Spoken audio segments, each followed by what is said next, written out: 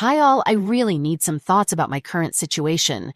Maybe I just need to read what I think all by myself and see if it's one of those situations where I normally think the guy is stupid and should leave. My wife and I have been together for 10 years. For both of us, it was our first relationship. We have a son who is turning 3 in June. Half a year ago, my wife told me that she was not happy with us and not really sure why. We talked a lot about it, and in the end, she blamed herself for it. We were young when we came together, and by now we've reached everything in life we've hoped for. We have a house with a pool and garden, a loving family, and a wonderful son. We make more than $300K annually. No worries in our life. But she was unsure if everything was over in her life and what she might have missed. Nothing left to strive for. She said that it was stupid, and even told me that it has nothing to do with me, as I did everything in my life just for her and my son. She told me she will try her best to get over it. But from this moment on, I was very suspicious, as this is the typical story of how a relationship ends. My wife was never very needy regarding sex, and we had a good sex life for the majority of our relationship. Some dry spells of 2 to 3 weeks were in there sometimes, but nothing serious. She always had an orgasm. We tried different things, nothing to be missed from the sexual aspect. Now fast forward to what has happened. I found out she deleted Facebook messages by accident when she forgot to log out Facebook on my computer, and a message popped up and disappeared. It was just some chatting, nothing serious, but she said she hid it because I might misunderstand it and wanted to spare us from a discussion.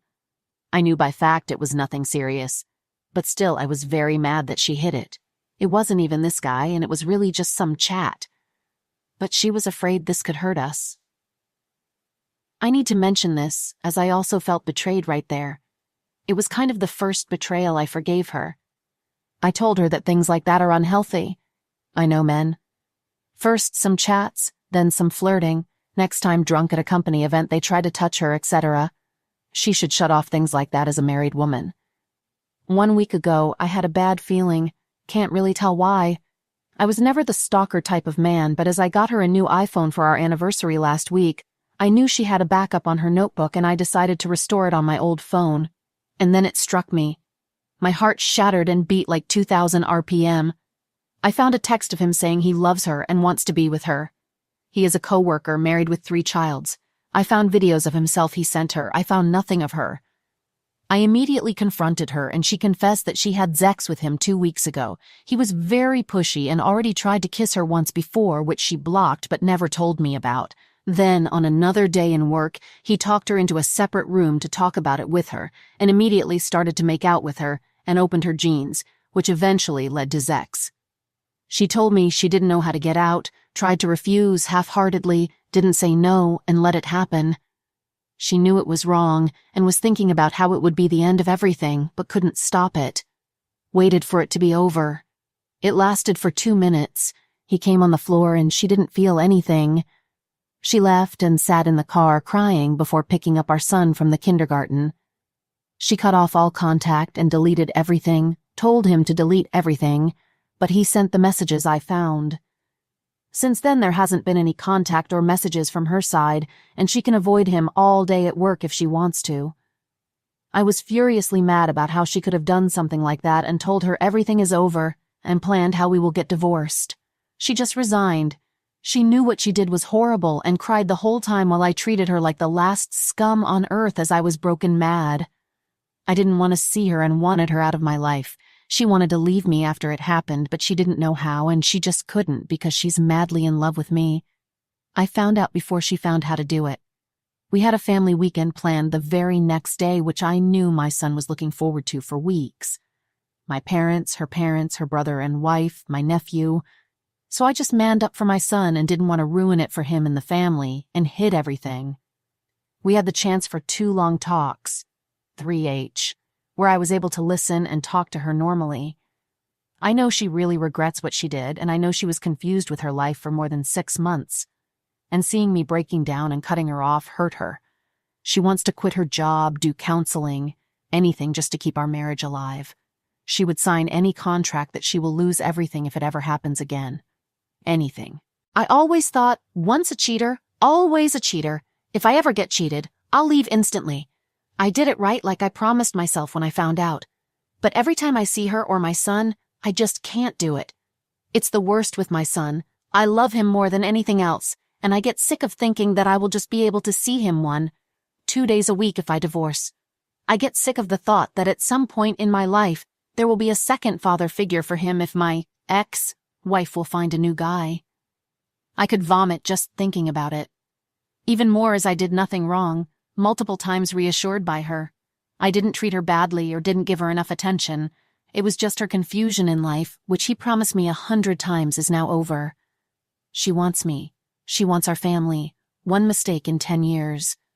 Nothing ever happened before. I always loved her. She was the one I wanted to get old with.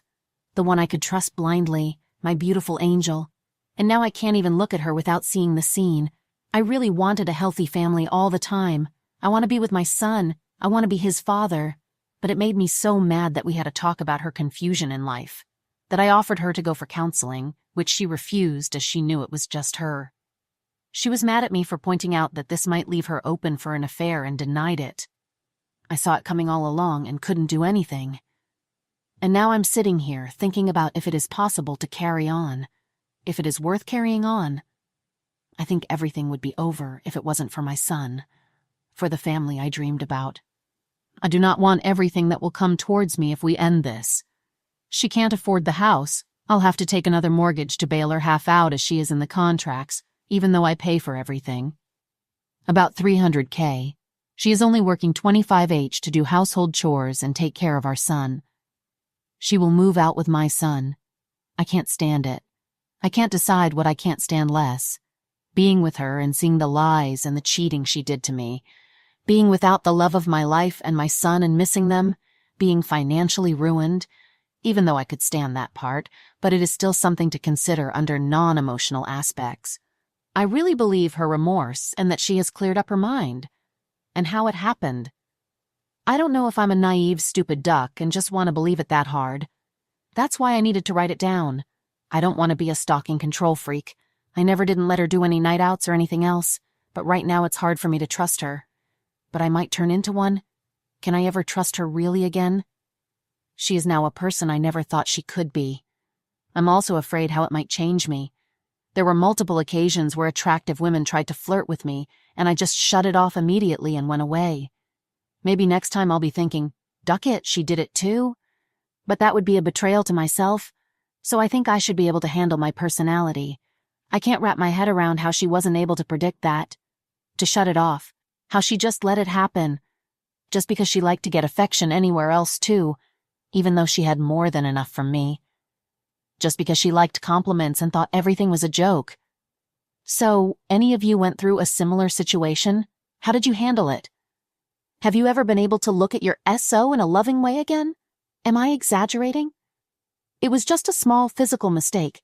She could have been aped too, and I would need to live with it. Any other woman I could meet and get intimate with could have had a similar situation just 2 weeks ago, and it would be nothing of the matter. There are people living in an open relationship. A friend of mine even drives his wife to her dates and is happy to watch. My head is just ducked at this point. Update. We're currently going through divorce process after I considered staying multiple times, but I can't get myself to actually stay. Trust is broken, and this is no longer a real marriage. There are so many problems to stay, which all of you know about. But I'm afraid of losing my 100% family time with my son, that I will only see him for 6 days and 14 days. That's the most I can get. My STBXW could easily go for weekends only, and our crappy law system would allow her to. She made it and accepted it that 60-40 way. I always loved the idea of having a family and all the time together. The only way to have this for real would be to stay and consider R. But even if I get a 100% guarantee that it will never happen again, I'd still have to be around a person that was really awful, but I didn't see it. I do not know if I can ever do this, or if I'm just too resentful. And the thing is, I actually think she is really remorseful, and that she has changed or will change. But on the other hand, doesn't everybody think exactly that? That they actually got the one that has changed and will never do it again? Like I also thought I got the one that will never do all this crap. Feels like I'm going blind again, just to believe in a family life. that I will take the burden of never being fully happy instead of my son. I know for sure that it could be a good time for all of us and it won't be toxic and my son would not notice anything. We were able to pull this off for 3 months now. What she's offering, I did not ask for it, as I do not see any future being a policeman in my own marriage. She is changing her job, sending GPS whenever she goes anywhere, agrees to weekly or unannounced phone restore so that she can't delete anything.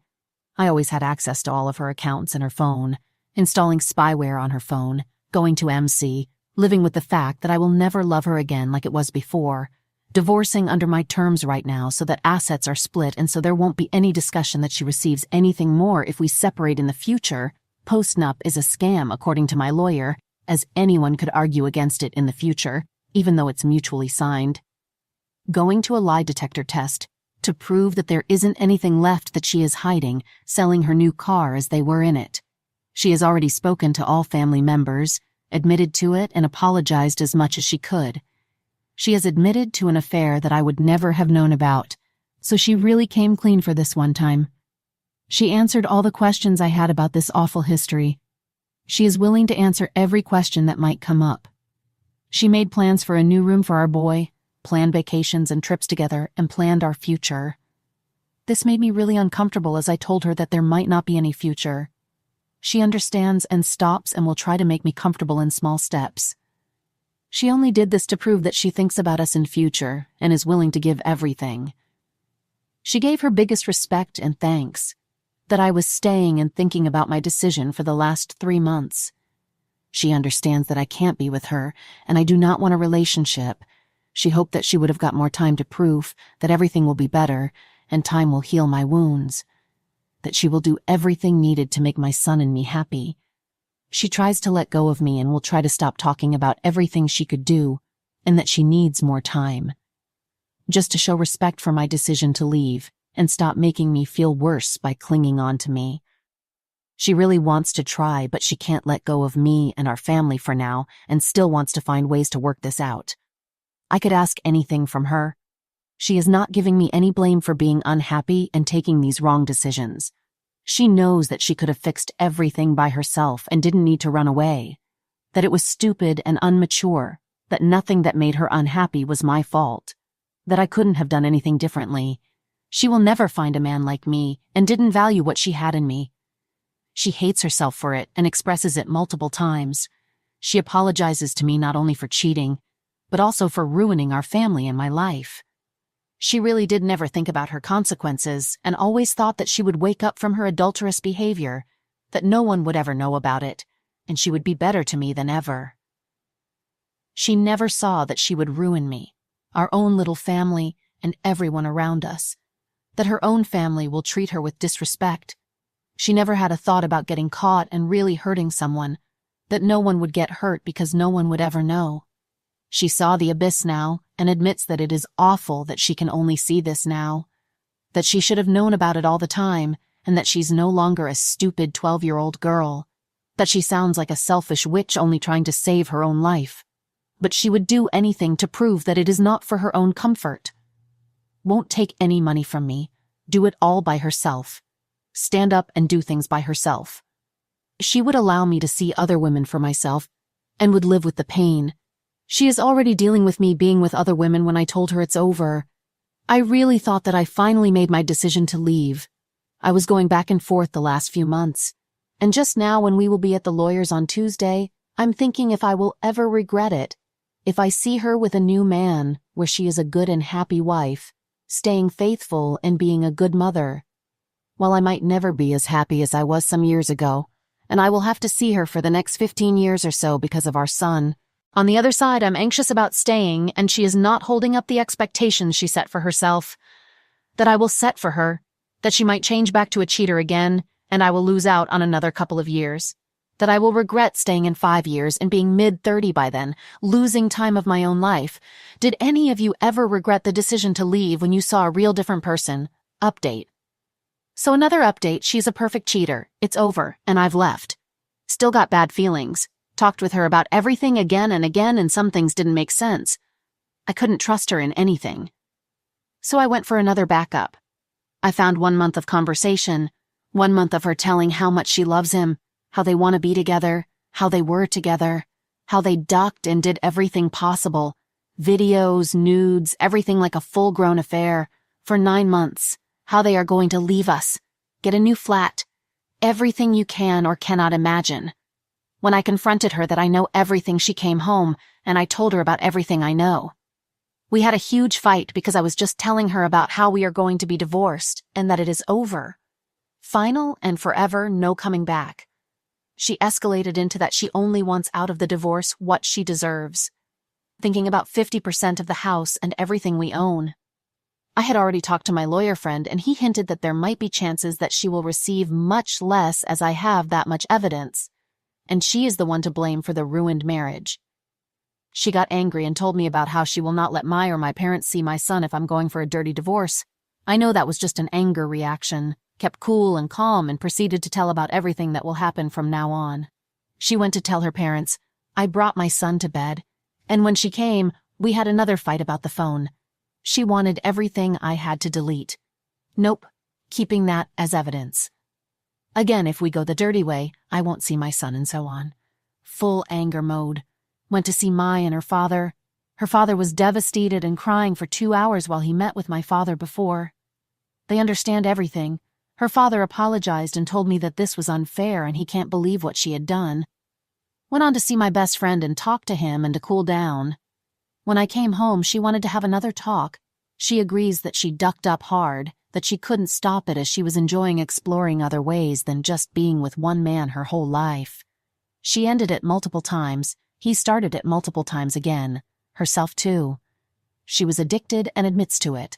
For some time she wanted to shame me for not helping her out, while I offered her multiple options to come clear and help, and I was always there for her. Nothing to blame on me. She hoped that I would ask her to quit her job to get out of it, as she couldn't herself. She really wants to get back into her old life, and I can see how she is getting lost in the world that is crumbling around her. She is crying non-stop and asking what in the world would be needed to get me to just try to fix things. But she's crossed too many lines, and this can never ever be repaired. That would require losing my character and everything I stand for. And I still could never look at her the same ways or trust her. She's only realizing what is happening now that I've told her it's over. Huge mistake in 10 years. Just one guy, please, please, please try. Everything she wrote to him was a lie, and she never really wanted him. While I believe that part and that she was in a confused state and blah blah, still not excusable. She could have come and sought help any time before the affair started to take off. When she finally accepted her fate and that there is no further chance with me, she told me that our son would be better off with me, that I could give him more in life than her, financially and emotionally, as she has done with her life. We'll see how everything turns out when we get to the lawyers and mandatory marriage counseling for kids, needed for the divorce. She doesn't want the half of anything anymore and will be happy to get whatever she had before us. I'm okay with that. Whilst I hate her, I'm willing to give enough for her to provide also a spot for our son to stay with her some time. She finally accepted that it was only herself, and not just a mistake that happened while I was explaining everything to her very calmly. She tried many, many times to find a way to get back to me. Since she realized it's forever now, she's broken and crying nonstop.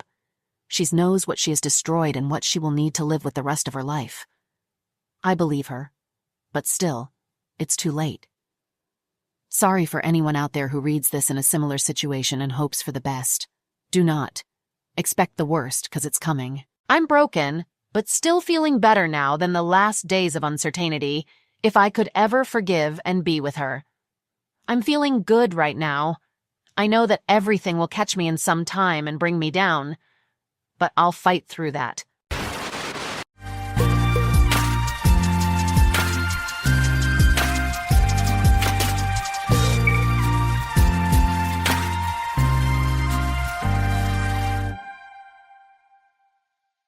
All right, everyone's presentations are done. Nick, the manager, said as he tried to move the discussion forward. Excuse me, I haven't. I recently found out something. Nick interrupted me and began to speak. There's apparently someone in this department who didn't graduate high school and is just a part-timer. Meetings should be for employees only. Absolutely right. His lackey, Mike, of course, agreed with Nick. I'm leaving. After leaving the meeting room, I started to shut down my computer. I noticed that an email had arrived, not in my personal inbox, but in the company's shared email. Thinking, there's no point in speaking up, no one will listen, I went home quietly. The next day, I heard a commotion from Nick's desk. He was staring at his computer screen, his face pale. "Nick, is something wrong?" Mike looked at the screen with him. And he turned even paler than Nick. Why is he so angry? Knowing the reason for Mike's distress, I thought to myself, serves them right. My name is Adam. My mother passed away when I was in the 9th grade, and I was raised by my father. Well, you could hardly call it being raised. After my mother passed, my father changed. He drowned his sorrows in alcohol, and though he still went to work, he squandered our living expenses on horse racing. Because of that, I had to start working part-time as soon as I entered high school. Every month, I went to the convenience store with bills in hand that couldn't be auto-deducted from my father's account. Even though I endured it because I didn't want to be alone, I reached my limit in my second year of high school and dropped out. I found a live-in job at a distant inn. Thank you for everything. The day I left home, my father, still staring at the TV, spoke.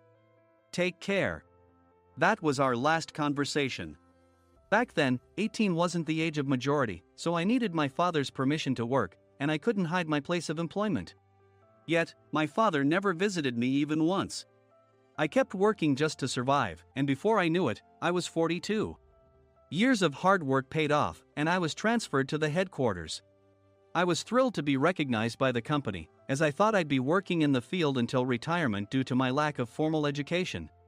Listen up. Our work can change the future of our employees. Don't drag us down. On my first day after the transfer, Nick, dressed in an expensive suit, spoke sternly. There was a reason for this. Our inn was located in a prominent tourist destination, known so well that everyone in the state could sing its commercial jingle. At its peak, we had 5 locations within the state. But that was long ago. Due to financial difficulties and aging facilities, only the place where I had worked for many years and the original establishment remained. I was prepared to lose my job anytime, but now there was a glimmer of hope. With the rise of social media, the tourist area where the inn was located started gaining attention again.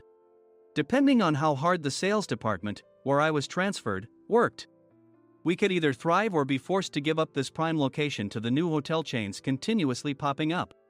For Nick, who had switched careers from another industry to strengthen our sales, this was a battle he couldn't afford to lose. I understood why he had to be strict. I will do my best. Nick sneered at my enthusiastic declaration. Did you not hear what I said? I'm sorry. I thought I was listening carefully. Out of habit from years of customer service, I apologized reflexively, though I had no idea what had offended him. Someone was watching me with a smirk. In this department, there are those who are expected to excel and those who have been shoved here because they have nowhere else to go. You are the latter. It was Mike, the section chief. He's 7 years younger, at 35. But he was called to headquarters much earlier than I was and had been moving around within the headquarters ever since. I'm not jealous, but I can't accept that he's my boss. Graduating from a prestigious university, he has an unusually high pride and caused many problems as a newbie, making things very difficult for me when I was the front desk leader. When I found out Mike was transferred to the sales department a month before me, I was disheartened. Mike is right. With just a middle school diploma, there's not much you can do. Don't even think about achieving results. As if I didn't exist, Nick remarked, I'm thirsty. Mike eagerly ran to the coffee maker. It seems Mike is Nick's lackey. I regretted being happy about my transfer to headquarters, wishing I had stayed on site forever. Send a direct mail to every company on this list by the end of the day. Nick only assigned me tasks that even a new graduate could handle. What? There are over 1,000 companies. You want me to send to all of them by today? Yes, if you and your fellow misfits split the work, even those with nowhere else to go should finish by today. I glanced at the employees typing away expressionlessly. They were worn out from customer service, only thinking about leaving on time, or were women reassigned after having children, with zero motivation for work. Even Sam, a new graduate from the same university as Mike, who was supposed to be among the expected achievers, had no enthusiasm for the job. Having joined the company wanting to do customer service. "I don't care what they say, I plan to quit anytime," he said. Only Nick and Mike were highly motivated, making all the decisions between the two of them. I originally only wanted to work at the inn to survive and had no particular attachment to this job. I swallowed my words, thinking I had no right to reprimand them. About a month after the transfer, Nick told us with a frustrated look.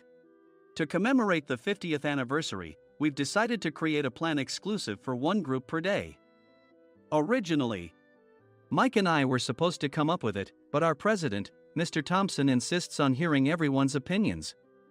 "So, you all get a chance." As Nick explained, Mike began handing out prints. "Make sure not to embarrass Nick. If your ideas are half-baked, you'll have to redo them."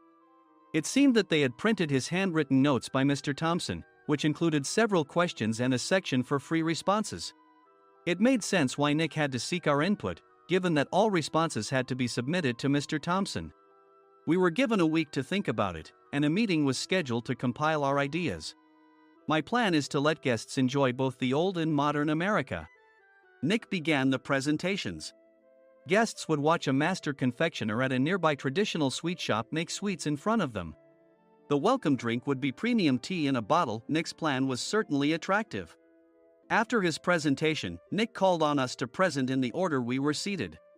Just as I stood up for my turn. "All right, everyone's presentations are done." "Excuse me, I haven't. I recently found out something." Nick interrupted me. "There's someone in this department who didn't graduate high school and is just a part-timer." He was likely talking about me. I joined the company as a part-timer and was made a full-time employee when I turned 20. That was 20 years ago, so Nick and Mike probably had no chance to know until recently. "Meetings should be for employees only." Absolutely right. After that, Nick kept creating opportunities to solicit everyone's opinions, purposefully excluding me from speaking. The meeting unexpectedly heated up and went past the scheduled end time. A few people asked to leave, and the discussion continued with the remaining few. "Still here?" Normally, you'd leave in that situation. Though I had no attachment to the job initially, hearing kind words from customers made me want to make them happier. For someone like me, with nowhere to go, the inn was my home and customer service was my life. I felt pathetic about my current self. "I'm leaving." I left the conference room and started shutting down my computer. I noticed an email had arrived, not in my personal inbox, but in the company's shared email. Thinking no one would listen to what I had to say anyway, I quietly went home. The next day, while preparing the DM as instructed, I heard a commotion from Nick's desk. In his haste to stand up, he hit his knee on the desk. He stared at his computer screen, his face pale. "Nick, what's wrong?" Mike, thinking he should be the first to rush over, approached Nick while still wearing his coat. He peered at the screen with Nick. And he turned even paler than Nick. Why is he so angry? Who is responsible for this company? Nick, more irritated than ever, asked, and Mike answered without checking. Probably Sam. Sam wasn't there because he was attending a morning training session for new hires. Nick gave up on getting angry and returned his gaze to the screen. They were looking at an email that arrived right after the end of the working day yesterday. Apparently, no one, including me, had checked it before leaving. The email was from a large company that used us for their annual employee trips. The president and executives of that company also frequently used our services personally. President of the company, Mr. Mason himself, had declared that neither he nor his company would ever use our services again. Well, some companies cancel their employee trips or stop using our services due to financial struggles. Let's just move on. Mike kept wiping the sweat from his forehead with a handkerchief. Knowing why Mike was so agitated, I quietly watched their interaction. Do you know how much revenue we get from that company? We can find other guests to fill the rooms, but we'll lose the banquet costs, gift shop revenue, rental car fees, and more. Moreover, the gifts were supposed to be prepared by the traditional confectionery shop involved in Nick's proposed plan. If it's known that we incurred such a huge loss at this critical time, Nick's position in the company would be jeopardized. Nick took a deep breath, seemingly trying to calm himself. All right, Mike. Go to New York right now and apologize to Mr. Mason. What? You're coming with me, right? I have urgent work to do. I trust you, which is why I'm entrusting this to you. Please. Mike, believing Nick's sincerity, agreed with a determined look on his face, saying, yes. That's Nick for you. Even if Mike went to apologize, Nick would shift all the blame onto him if the client didn't change their mind. Well, it was Mike's fault to begin with, so it served him right. About 3 hours later, Sam answered a call from somewhere and repeatedly apologized, saying, I'm very sorry. Everyone watched to see what was happening. After ending the call, he informed Nick with a weary tone. When Mike arrived at the client's company, he only made things worse, further infuriating Mr. Mason. He was demanding, get his boss here immediately. It was no wonder Sam was exhausted, dealing with such a call right after returning from training. What is that idiot doing? All right, Adam, you're coming with me. If sacrificing Mike didn't work, then I must be next. Normally, I'd want to refuse at all costs, but I saw an opportunity in this situation. If I can be of assistance, I'd be happy to join you. I obediently followed Nick, and we flew to New York. When we introduced ourselves at the reception, it became clear how serious the situation was. As the receptionist personally escorted us to the president's office. Angry voices leaked through the door, making both Nick and me uneasy. Excuse me. I'm Nick, the supervisor. I understand my subordinate has caused you trouble, and I deeply apologize. Nick, with his experience in the corporate world, knew enough to offer an apology before excuses. However, his customer service skills left much to be desired. I sighed as I saw Mike trembling like a small dog in the corner of the room. What kind of training are you giving your subordinates? Mr. Mason glared at Nick with a red face. The intensity of his gaze made even Nick take a step back. Regrettably, I joined this company only 2 years ago and was unaware of Mike's issues. I should have identified his shortcomings sooner. Indeed. I should have realized sooner. No sensible person would come to apologize and then give a lengthy presentation on the drawbacks of not using their in. Nick froze, his mouth slightly open. Suspecting the worst, I picked up the documents that had fallen to the floor. It seemed Mike hastily prepared these documents on the plane, listing the disadvantages. Disadvantage 1, if you change the venue for the company trip, employees might suspect it's for cost-cutting reasons, leading to a negative impression. Reading it aloud half-jokingly, Nick snatched the papers from my hand and checked the contents with a furious expression. Among the stack of documents was a receipt from a nearby convenience store's copy machine. I felt a pang of dread, hoping he hadn't shown the receipt as well. What do you think he said when I asked what kind of nerve he had to do this? I'm very sorry. Faced with the dire situation, Nick must have thought there was nothing left to do but apologize. In a voice smaller than I'd ever heard from him, he uttered words of apology. He said, I'm a Harvard graduate. I don't believe I said anything wrong. Mike! What have you done? Forgetting his plan to pin the blame on Mike, Nick yelled loudly, even in front of Mr. Mason. I didn't do anything wrong. You're still saying that? Look at him. Mike pointed at me with a shaking hand. I was assigned to headquarters in my 20s and now I'm a section chief. This guy only made it to headquarters at 42. Everything I've done proves I was right. So why are we losing the contract? Having said his piece, Mike collapsed to the floor. Of course. You were sent there because you had nowhere else to go. Mike never expected to hear such words from someone he looked down upon. He lunged at me, and Nick hurriedly stepped in to stop him. Mr. Thompson told me Mike is a quick thinker, and to take good care of him. There's no way he was pushed aside. Don't make things worse here. He didn't say quick thinker, he said only quick-witted, didn't he?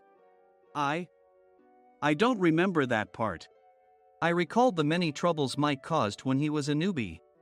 When Mike was on the front line, his pride was so high that he never apologized to customers. Customer service, especially in our job, doesn't work alone. It brings both good and bad situations. If the front staff or housekeepers made mistakes, or the cleaning company didn't properly clean a room, one had to apologize to the customers regardless of personal fault. Mike, in such situations, would never apologize, insisting he wasn't at fault. This often angered customers, and as the front desk leader, I frequently had to apologize on his behalf. He caused complaints and disrupted operations, which is why he was quickly moved to headquarters.